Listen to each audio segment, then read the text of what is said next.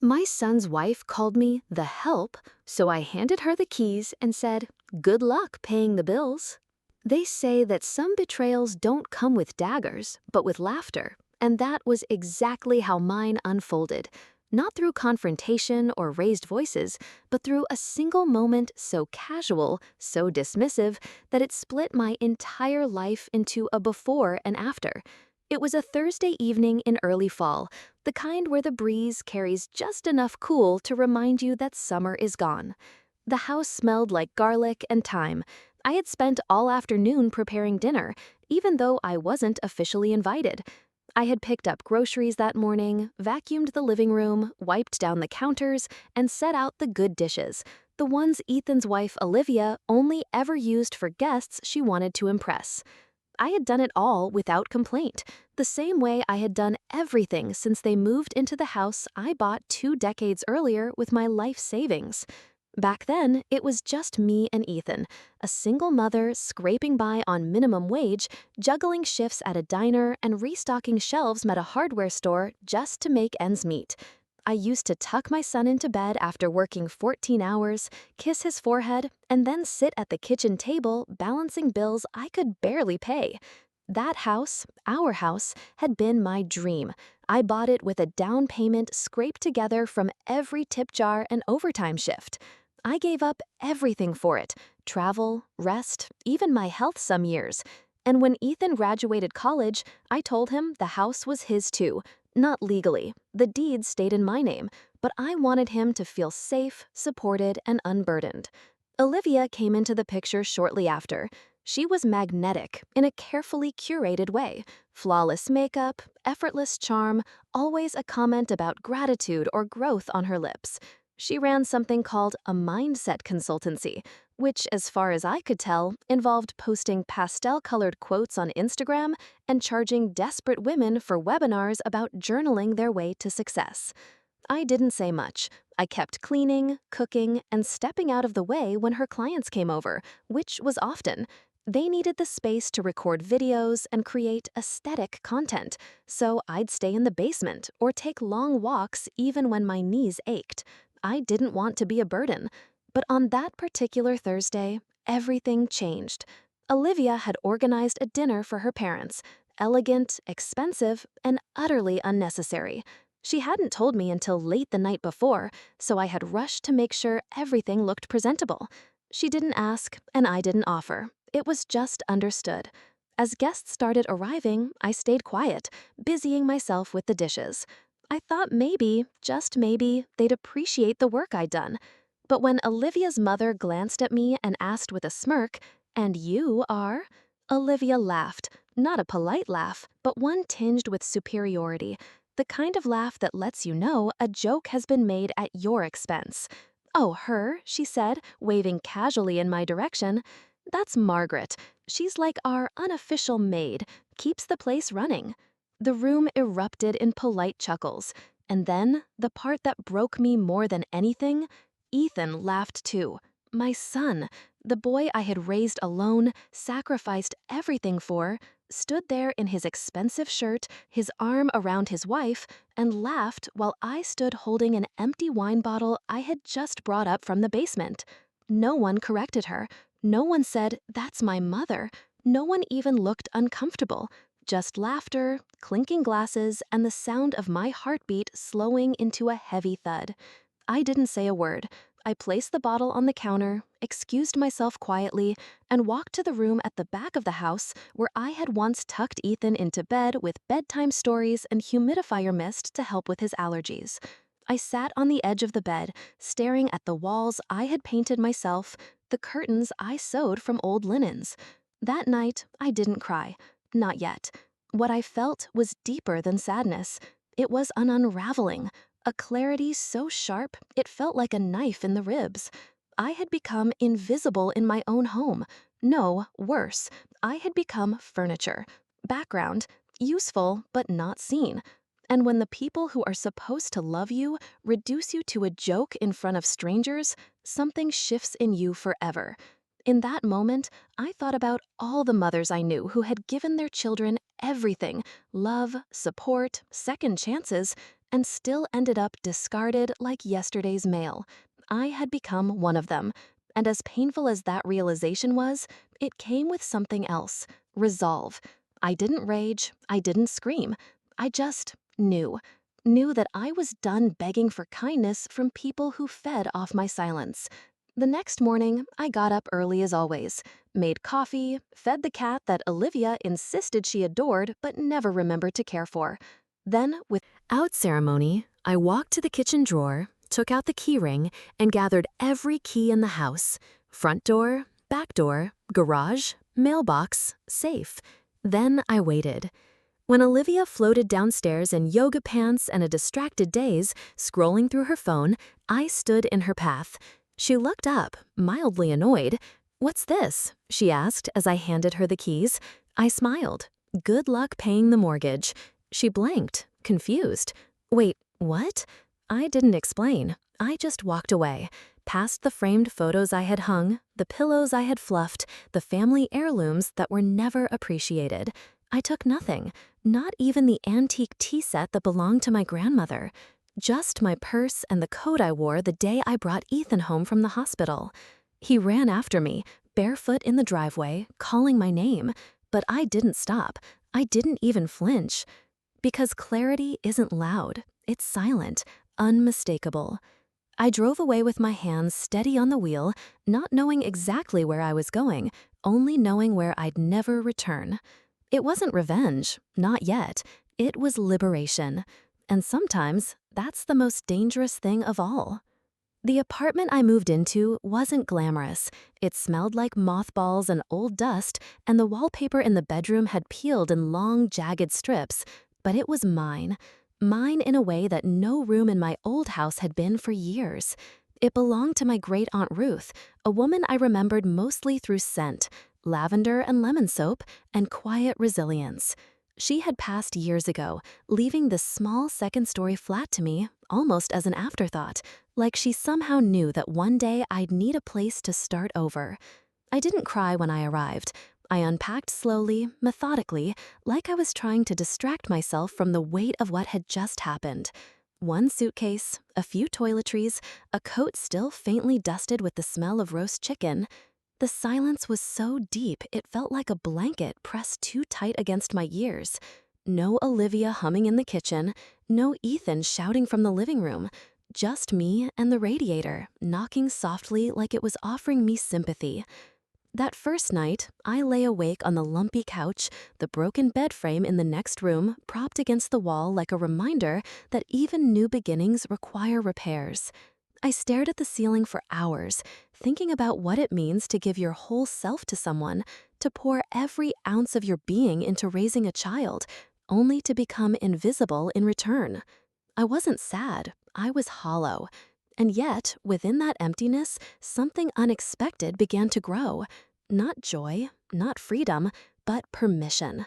Permission to stop pretending that being needed was the same as being loved. I began writing again, not for anyone to read, but for myself. I bought a stack of cheap notebooks and filled them with things I never said out loud. The way Olivia's voice grated when she corrected me in front of guests. The time Ethan forgot my birthday, then said, "Oh, I thought we weren't doing gifts anymore." I wrote about how I used to leave dinner on the table for them and eat cereal alone in my room so I wouldn't interrupt their nights. I wrote until my hand cramped and my heart lightened. Each sentence pulled another stone from the pile I had carried on my back for decades. And then, one afternoon, while searching for an extension cord in the dusty upstairs closet, I stumbled upon a heavy metal trunk tucked behind old blankets. I remembered it vaguely from my childhood, when Ruth used to keep her sewing patterns locked away like treasure. I dragged it out and pried it open, expecting lace and buttons. What I found instead rewrote everything I thought I knew. Inside were envelopes, dozens, maybe more, dated, labeled, some yellowed with age. One in particular caught my eye. For Margaret, open only when you need to remember who you are. My hands trembled. I sat on the floor and peeled it open, revealing brittle pages filled with Ruth's delicate handwriting. She had been a nurse at the hospital where Ethan was born, and what she wrote next made my entire chest go still. There had been a mistake, a switch, a late-night tag mix-up. She had seen something strange the night I gave birth. Confusion in the nursery, a mother's name crossed out, a baby placed in the wrong bassinet. She'd raised concerns, but no one listened. A week later, a quiet settlement was filed by the hospital to a different family, and that's when she knew. Ethan wasn't mine. My heart raced. I read the letter 3 times. I wanted to throw it away, to scream, to deny it, but I couldn't. Not because it broke me, but because it explained everything.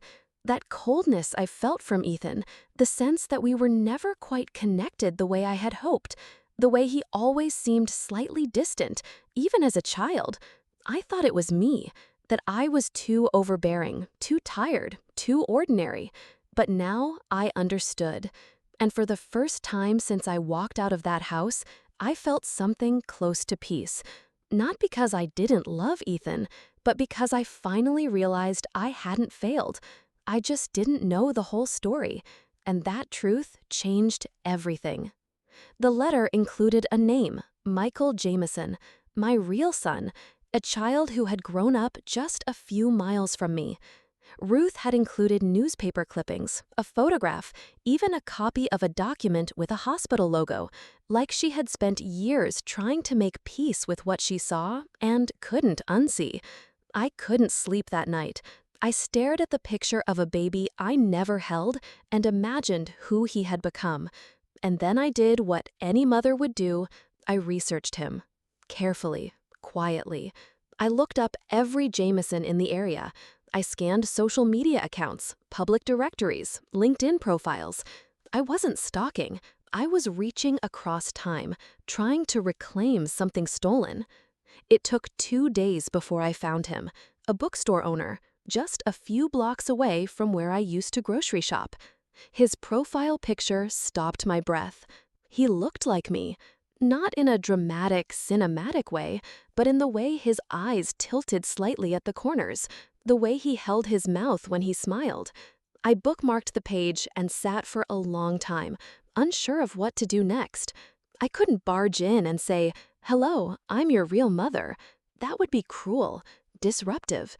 So instead, I observed. I walked by the shop. I sat at a cafe across the street with a coffee and a book I didn't read. I watched him stock shelves, greet customers, laugh with his staff. He was gentle, kind. He smiled with his eyes, not just his lips. And every time I saw him, the ache in my chest deepened, not because I regretted what was lost, but because I finally understood what I had been missing all these years. He didn't know me. And yet, in those brief glances, I felt more seen than I ever had in my old home. Meanwhile, the world I left behind continued to unravel. Ethan sent one text, "You okay?" No apology, no explanation. Olivia, predictably, posted a photo of herself smiling with the caption, "Release what no longer serves you." I almost laughed.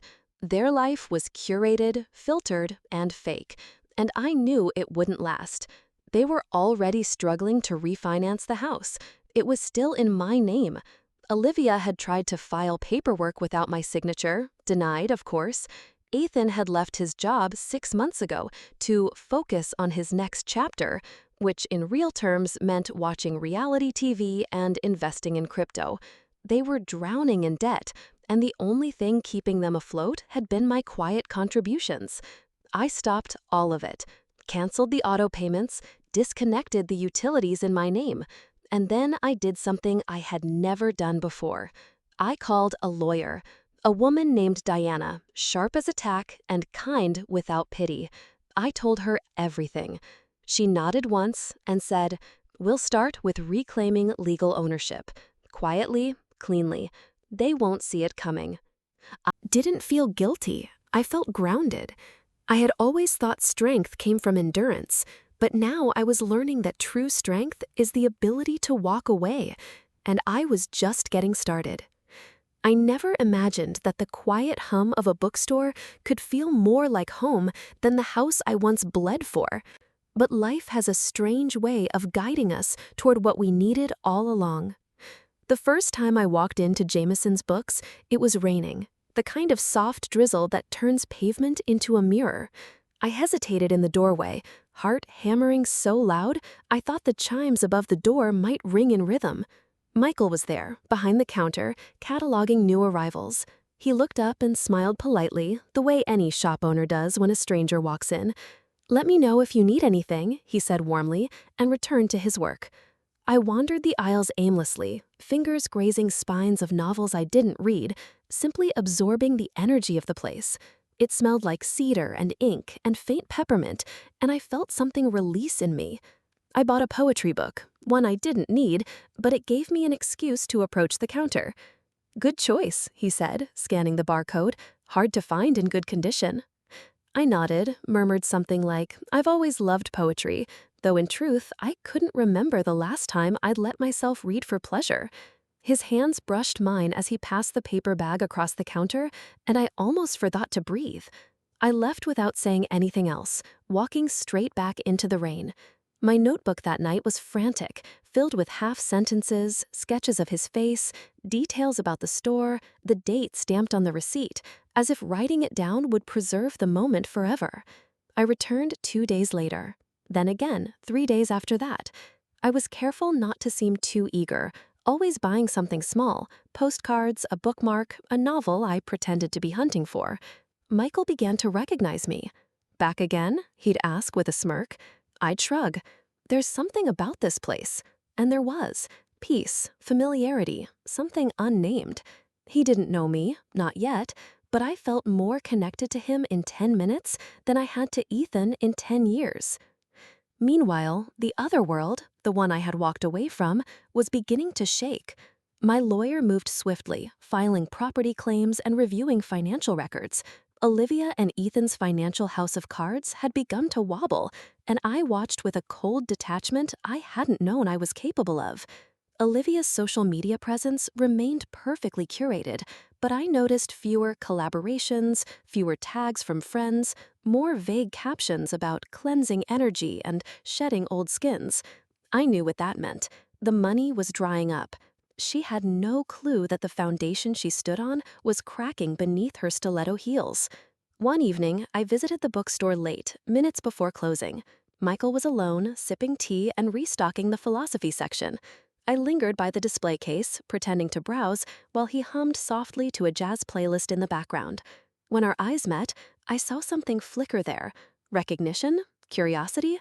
"You should apply," he said suddenly. I blinked. "Apply?" He chuckled. "You're here more than some of the staff. I'm thinking of hiring a part-time assistant." My laugh came out too loud, too sharp. "I don't think I'm bookstore material." "I think you are," he replied gently. "You move like someone who's spent time listening to stories." The comment sat heavy on my chest. I thought of all the years I had spent unheard, invisible in my own story. "Maybe," I said softly. I didn't take the job, not yet, but the idea of it stayed with me, tucked away like a warm stone in my coat pocket. That night, I dreamed of baking cookies in a small kitchen with a child whose face changed constantly. Sometimes Ethan, sometimes Michael, sometimes someone in between. In the dream, I felt a kind of peace I hadn't known in years. A week later, the cracks turned to fissures. Olivia's business was exposed.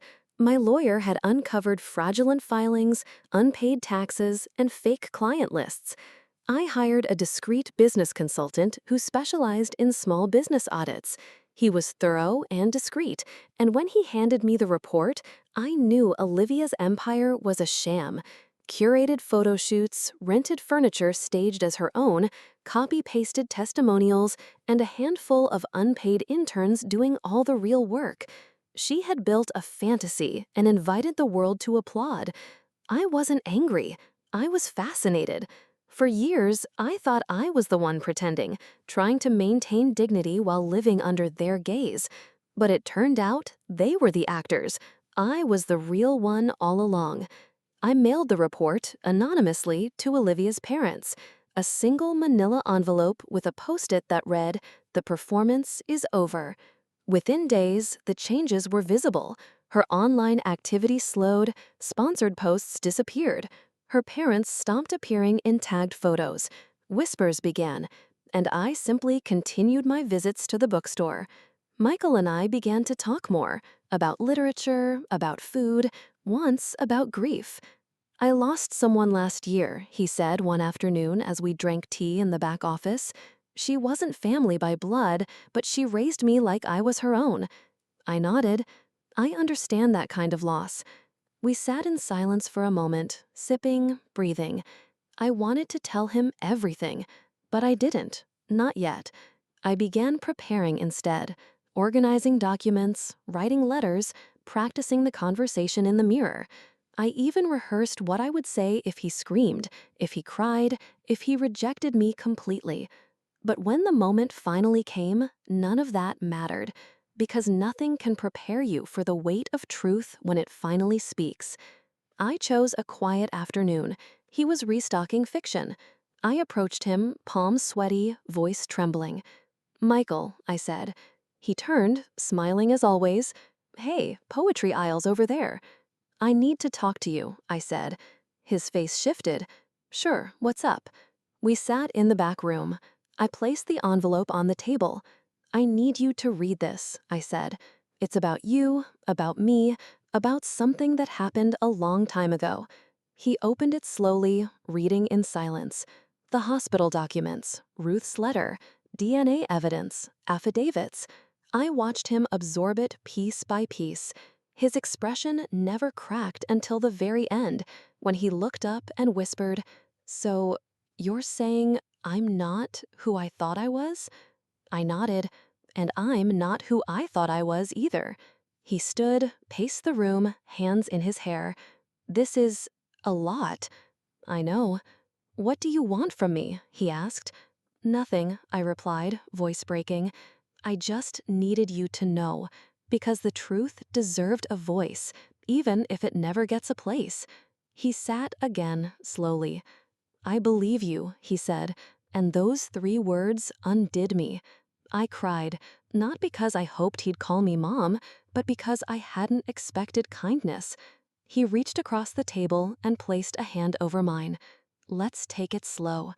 And I knew I had found not just a son, but a beginning, a space where silence didn't mean erasure, and truth wasn't punished. I walked home through streets that looked different now, brighter, open, less hostile. I had told the hardest truth of my life, and I hadn't shattered. I had grown. Meanwhile, back at the house I used to call home, Ethan and Olivia were floundering. The foreclosure notice was coming.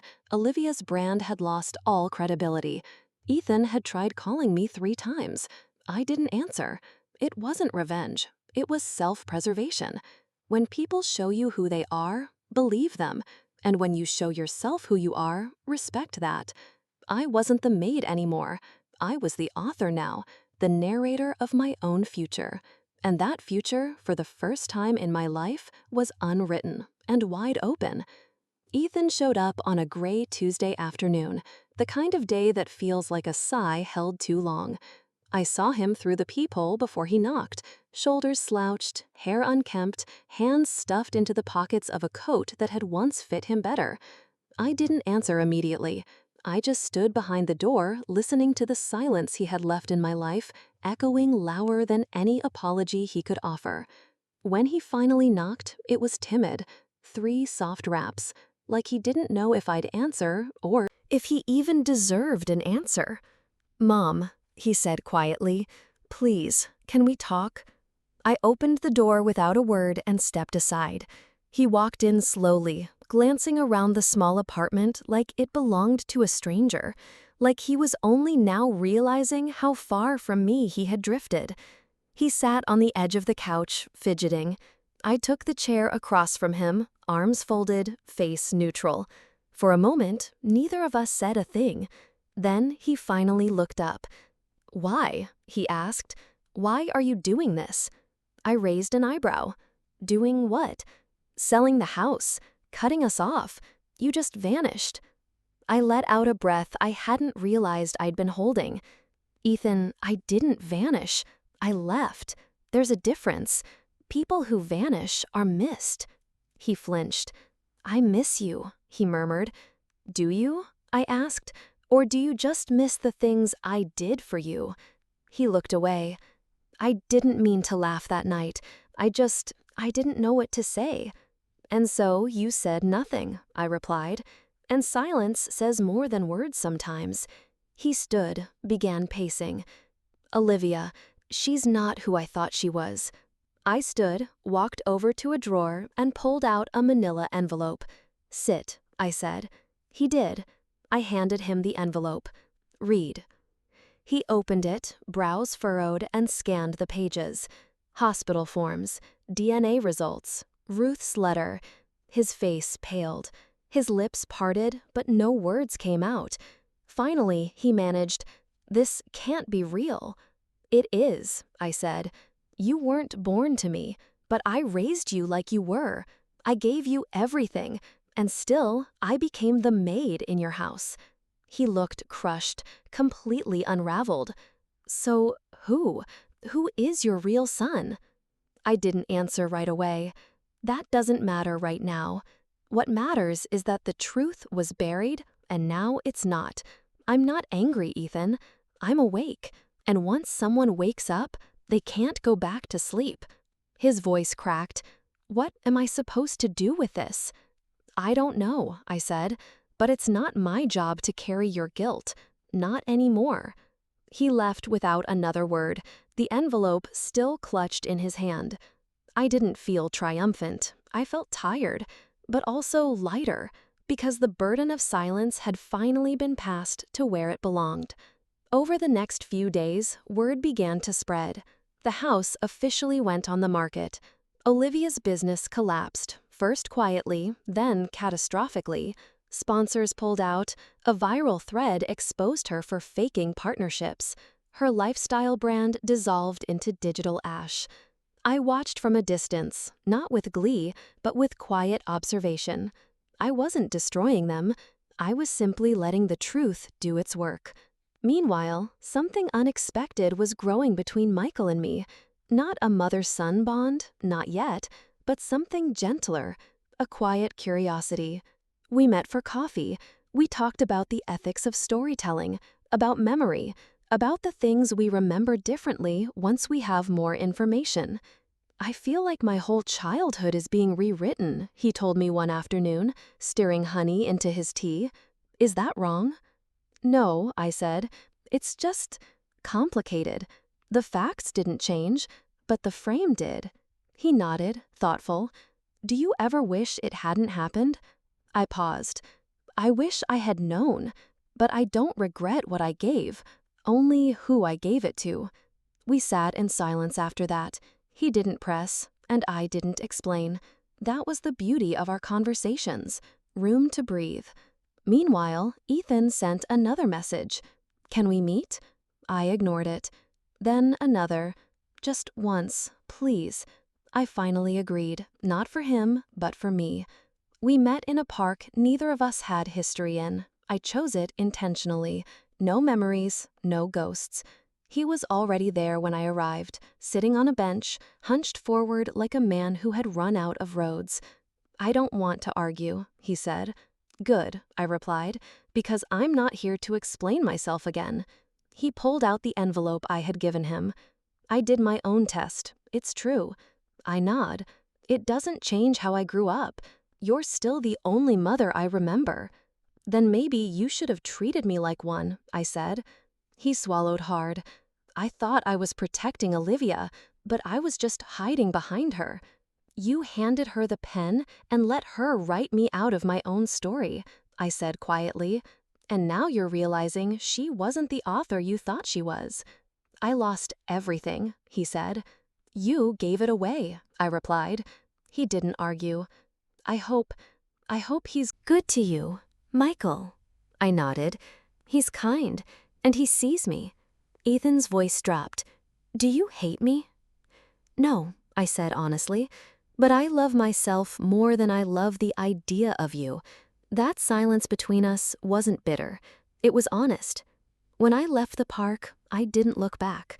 Not out of spite, but because I didn't need to anymore. That night, Michael invited me to the bookstore after closing. He had something to show me, a new section, a reading room he was building in the back. I wanted to feel like more than just a store, he said. I wanted to feel like home, belonging. He handed me a key. It's yours, for however long you want it. I blinked back tears. You don't have to do this. I know, he said, but I want to. I walked into the room. Light poured through the windows. The shelves were half full. A teapot sat on a small table beside a cozy chair. It smelled like new beginnings, like belonging. And I knew, in my bones, that I had found my next chapter. Not because someone gave it to me, but because I finally stopped giving myself away to people who never deserved me in the first place. I always thought freedom sounded like a word too big for me, like something meant for people with yachts or expensive therapists. But the morning I opened the door to the bookstore's new reading room, it fit. The key Michael had given me was small, brass, and unassuming, but when I turned it in the lock and stepped into that warm, sun-dappled space with shelves lined in books and silence that didn't sting, it felt like the beginning of a life I hadn't dared to dream about. I didn't cry.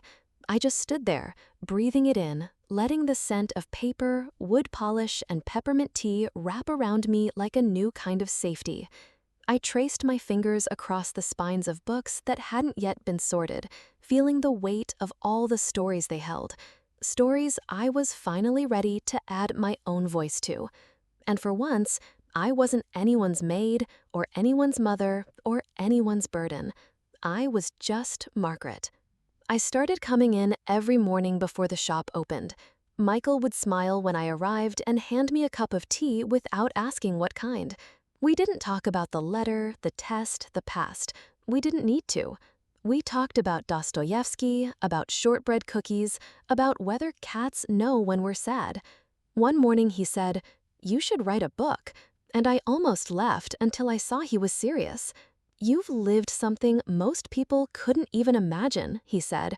"That story matters." I started writing again, not in spiral notebooks, but in a clean new document titled "The Woman They Didn't See Coming." The first sentence came quickly. I gave until I vanished. Then I took it all back. Meanwhile, the house, the one I built, financed, cleaned, and was humiliated in, sold above asking price. I didn't go back for a final look. I let my lawyer handle everything. Ethan and Olivia had already moved out by then. Word around town was they were renting a tiny apartment 2 towns over. Olivia's parents had pulled all financial support after receiving the documentation. I anonymously mailed. Her Instagram account, once filled with glowy captions about abundance and joy, was now dormant. She posted a single quote near the end. "Some people will try to destroy your light because they're afraid of being exposed." No comments, no likes, and then nothing. I didn't respond. I didn't gloat. I didn't dance on their ashes, because this was never about revenge. It was about remembering I was never disposable. As part of the house sale, I made a private donation to a local women's foundation that helps women starting over after emotional or financial abuse. I didn't attach my name. I didn't need credit. But when the director of the center called me, her voice shaking with emotion, I felt something shift in my chest. "This will change lives," she said. I smiled and whispered, "So did the one that gave it." At night, I sat by my window, sipping herbal tea and writing, one chapter at a time, tracing the arc of a woman who forgot herself and then remembered everything. I kept one old photo of Ethan from when he was 7, grinning with missing teeth, holding a birthday balloon I bought with the last $20 I had that month. I didn't hate that boy. I just couldn't keep chasing the man he became.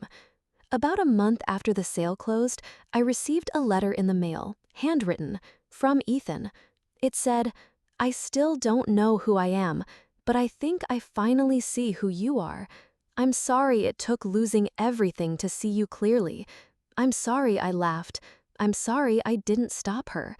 If you ever want to talk, not about the house or the past or even about me, just about anything, I'm here.